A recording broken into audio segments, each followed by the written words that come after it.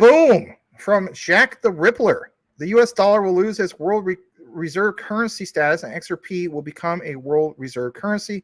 That is Ripple's goal. All right. Well, let's play this. 3 minutes and 17 seconds. I believe that there can be two existing world reserve currencies to simultaneously exist. I do, and I think that could happen. I think it's quite realistic that a lot of the world is just done with the dollar as their reserve currency. I think that there's a lot of places that are willing to try something else. And one of my scenarios, and I don't think it's going to play out quickly, but like one of my wild case success scenarios for a digital asset is if countries start to realize that the U.S. dollar is not going to be the reserve currency forever. Other things are going to be the reserve currency, and the same thing that we saw with banks. Like people, when we started selling software to banks, people would say to me, why would a bank use something that like you guys were selling them when they could use something that was like made by banks?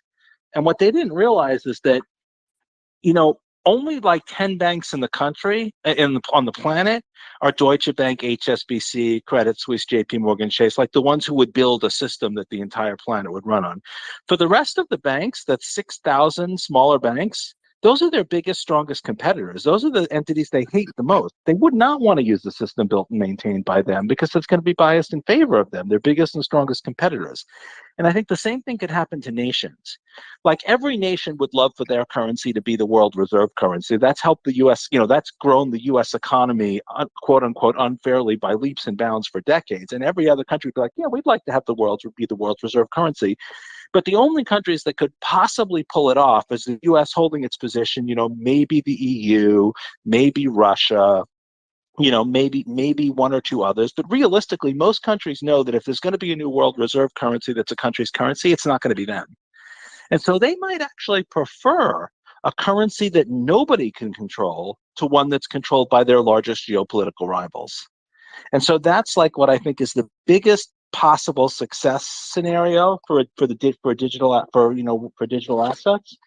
If these countries are like, okay, well, the U.S. dollar can't hold on forever, but it's not going to be our currency because no one's going to want to repeat the U.S. dollar scenario. Nobody but the EU wants the EU to replace the dollar, right? Nobody but Russia wants the ruble to replace the dollar. Nobody but China wants the yuan to replace the dollar. So maybe they could settle on a currency that nobody could control rather than one controlled by their most powerful geopolitical rival. So if you want a success scenario, that's the one that I think is the most likely. But the money question is, how do you get everybody to agree?